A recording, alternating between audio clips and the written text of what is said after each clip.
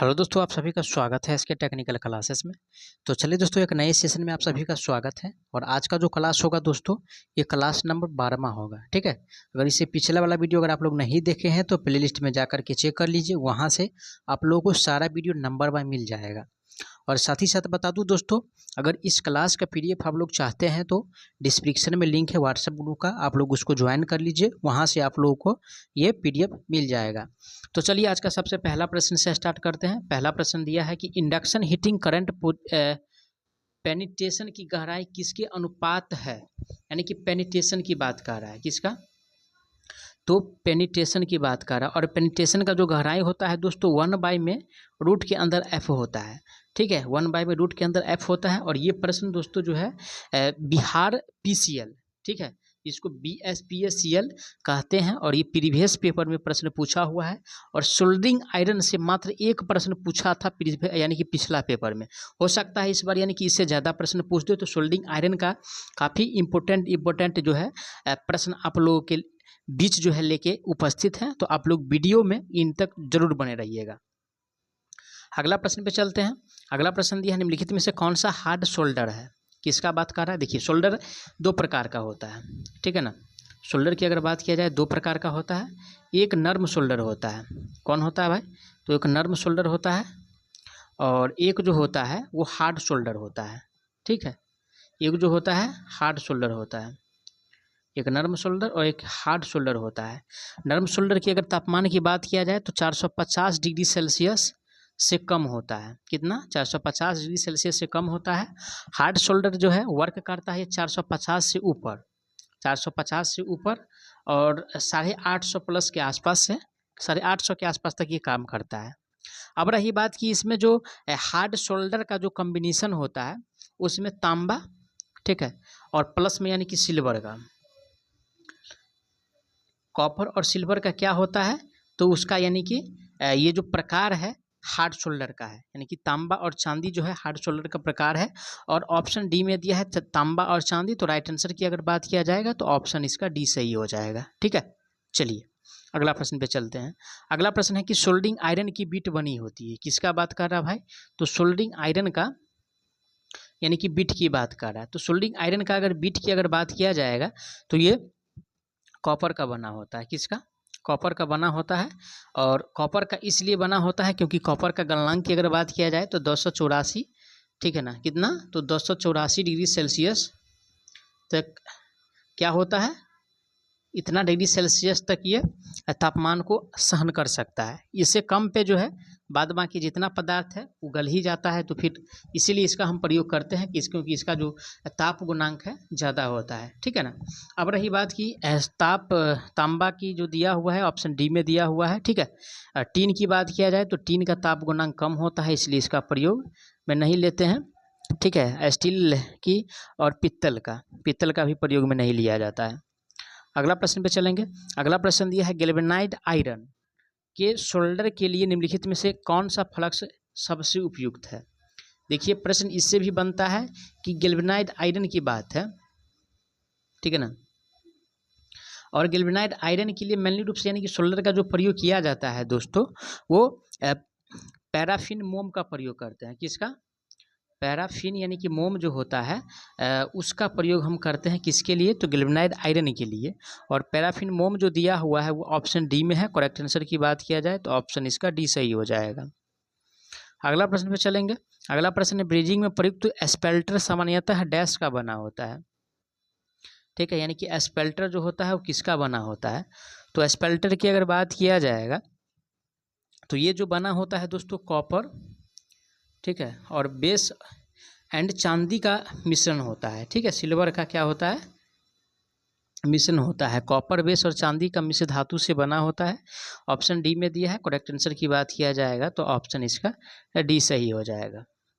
अगला प्रश्न पे चलेंगे। अगला प्रश्न दिया हुआ है कि हैवी ड्यूटी सोल्डरिंग के लिए उपयोग किए जाने वाले पदार्थ का संगठन क्या होता है। किसके लिए कह रहा है भाई? तो हेवी के लिए कह रहा है।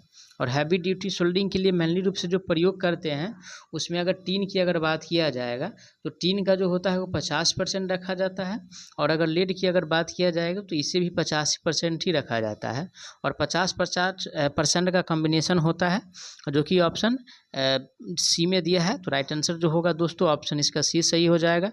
वही विद्युत कार्य के लिए अगर पूछता तो विद्युत कार्य के लिए जो यानी कि इसका जो कॉम्बिनेशन होता है सोल्डर का वो 60% होता है टीन, और 40% जो होता है वो लेड होता है।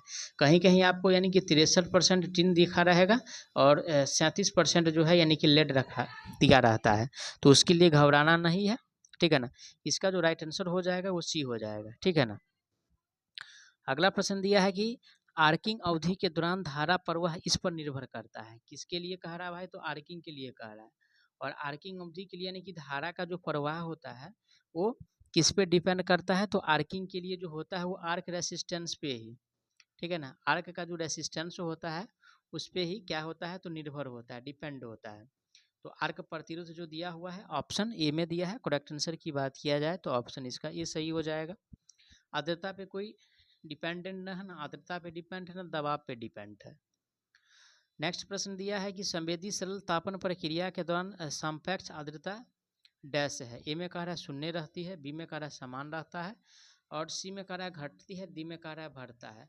तो अगर आर्द्रता की बात किया जा रहा है इस क्वेश्चन में, तो तापन प्रक्रिया के दौरान आर्द्रता जो होता है वो घटता है। क्या होता है, घटता है। ऑप्शन सी में दिया है घटना, तो राइट आंसर सी सही हो जाएगा। अगला प्रश्न दिया है कि वेल्डिंग के दौरान निम्नलिखित में से कौन सी किरणें उत्पन्न होती है। जब वेल्डिंग करते हैं, वेल्डिंग जब किया जाता है तो उस समय यानी कि कौन कौन सा यानी कि रे जो होता है उत्पन्न होता है। तो सबसे पहले यानी कि दृश्य प्रकाश उत्पन्न होगा, ठीक है, अवरक्त किरण उत्पन्न होगा, और पैराबैगनी यानी कि जो किरणें हैं ये तीनों किरण क्या होता है, तो वेल्डिंग के दौरान उत्पन्न होता है। तो दृश्य प्रकाश तो उत्पन्न होगा ही होगा, उसके साथ साथ यानी कि पैराबैगनी भी होगा, ठीक है ना। तो जो कि ऑप्शन में जो दिया हुआ है, कहाँ दिया हुआ है, तो ऑप्शन डी में दिया है। तो ऐसा राइट आंसर जो होगा ऑप्शन इसका डी सही हो जाएगा।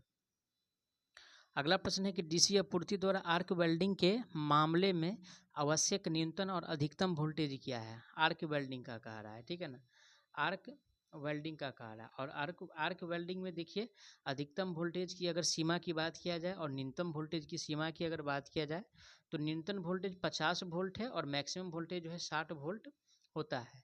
किसके लिए भाई, तो आर्क वेल्डिंग के लिए। ऑप्शन बी में दिया है 50 और 60, तो करेक्ट आंसर की अगर बात किया जाए ऑप्शन इसका बी सही हो जाएगा। अगला प्रश्न है कि गैस वेल्डिंग के दौरान आमतौर पर निम्नलिखित में से कौन सी चोटें लग सकती है। तो गैस वेल्डिंग के दौरान यानी कि क्या हो सकता है, तो उससे यानी कि जो ताप निकलता है, ठीक है, उससे जो ताप निकलता है, तो ताप निकलने से क्या हो सकता है, यानी कि चेहरा, ठीक है, या बॉडी का कोई भी पार्ट क्या है तो जल सकता है, ठीक है ना। ताप काफ़ी ज़्यादा गर्म होता है, ठीक है ना, चिंगारी की तरह निकलता है, तो ज्वाला के कारण यानी कि जलना। तो ऑप्शन इसका ए राइट हो जाएगा, ठीक है। तो इसे बिजली का झटका नहीं लगता है, ठीक है ना। कटने का कारण खून बहना, इसे कटेगा भी नहीं। उड़नशील कणों के कारण चोट, उड़ेगा कण तो इससे चोट लग सकता है, लेकिन ऑप्शन ए और डी में राइट आंसर जो होगा वो ये सही हो जाएगा, क्योंकि अगर इसको मानते हैं तो 99% है, और ये जो है यानी कि 40% और 50% के बीच में है। तो राइट आंसर जो है जिसका यानी कि परसेंटेज ज़्यादा होता है उसको ही चूज करते हैं ऐसा प्रश्न में। अगला प्रश्न दिया है मुद्रित परिपथ बोर्ड पर घटकों सोल्डर के समान अधिक मात्रा में उत्पादन और वंगन कार्य के लिए किस प्रकार के सोल्डर का उपयोग करते हैं। तो वंगन कार्य के लिए, ठीक है ना।